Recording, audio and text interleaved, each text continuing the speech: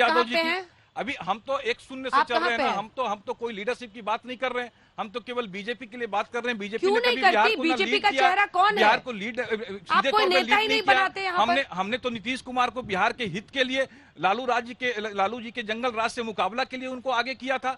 हम लोगों ने एक विकल्प दिया था बिहार को, लेकिन उस विकल्प ने जब आप उनकी पार्टी तोड़ रहे थे, वही तो बात है ना, जो पार्टी उनकी पार्टी को खड़ी की, कर रहे थे, आप लोग सोशल मीडिया पर अटैक कर रहे थे। बिल्कुल, जो उनकी छोटी पार्टी को बड़ा की, जो उनकी छोटी पार्टी को कहां से कहां अटल जी के जमाने से खींच के लाया गया। और 2017 में जब वो दुविधा में पड़े हुए थे, लालू जी के साथ में उनका समन्वय नहीं बन पा रहा था और वो हटे, और तब भारतीय जनता पार्टी ने बेहतर हित के लिए, बिहार के हित के लिए, क्योंकि हमारी केंद्र में सरकार हो गया, चिड़िया चुग गई खेत। हाँ, अब ये बात पुरानी हो गई। अब आप बताइए कि आप 16% पर जो अटके हुए हैं, आप कैसे आगे बढ़िएगा? मैं तो सबसे पहले तेजस्वी यादव जी की लोकप्रियता बात करना चाहता हूँ कि तेजस्वी यादव की लोकप्रियता आज सी वोटर बता रहे हैं कि 40%, 42%, 44% और किसी समाज में 50% से ऊपर है। तो ये स्वाभाविक बात है। इन्होंने जो पिछला 2020 का चुनाव में जो बड़े बड़े लुभावने वादे किए थे, 10 लाख नौकरी 1 महीने के अंदर में पहली कैबिनेट में देने का बात किया था, जितने कॉन्ट्रैक्ट कर्मी हैं बिहार सरकार में उनको एक कलम से सबको नियमित करने का वादा दिया था।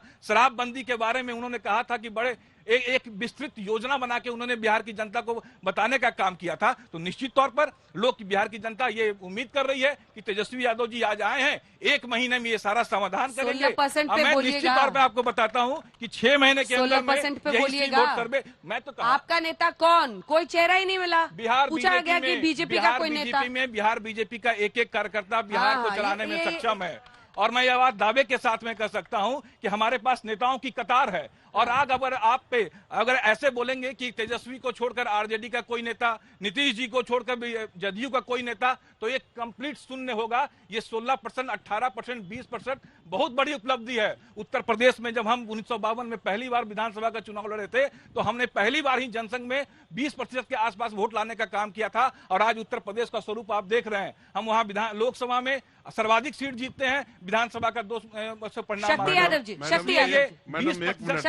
आराम से पड़ गए 44% में देख के। मैं 1 मिनट जवाब दे दूं। 1 मिनट गलत तो नहीं पैदा हो जाएगा? शक्ति भाई 1 मिनट जरा। अच्छा रुक जाइए शक्ति भाई 1 मिनट।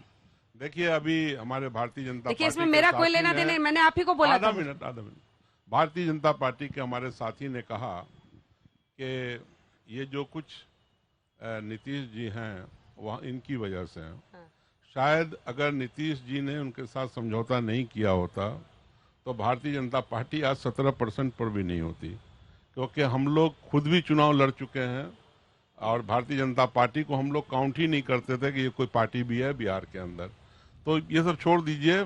पूरे देश में बीजेपी भगाओ अभियान चला रहे हैं और भारतीय जनता पार्टी इनको कोई पार्टी नहीं दिखती है। भाई, पूरे देश की राजनीति बीजेपी और बीजेपी के पूरे विपक्ष की एकता पे सिमटी हुई है, और आपको बीजेपी कोई पार्टी नहीं दिख रही है। यही दुर्भाग्य है बिहार का। नीतीश कुमार जी से पहले आप कितना एमएलए जीतते थे बिहार के अंदर, उसके आंकड़े को निकाल लीजिएगा भाई साहब। और जब भारतीय जनता पार्टी में तो थोड़ा 1995 के चुनाव में थोड़ा जिस देख समय आप लीजिएगा। लोगों ने कहा और था आपको कोई नेता नजर नहीं आता है, भी हमारे 40 से ऊपर एमएलए थे। आपको कोई नेता, और 2010 में आपके 25 से नीचे एमएलए थे। कोई नेता नजर नहीं आता आप है, नेता प्रतिपक्ष होने का भी दावा नहीं कर सकते। अगर आपको कोई नेता नजर नहीं आता है तो आपको नजर आएगा।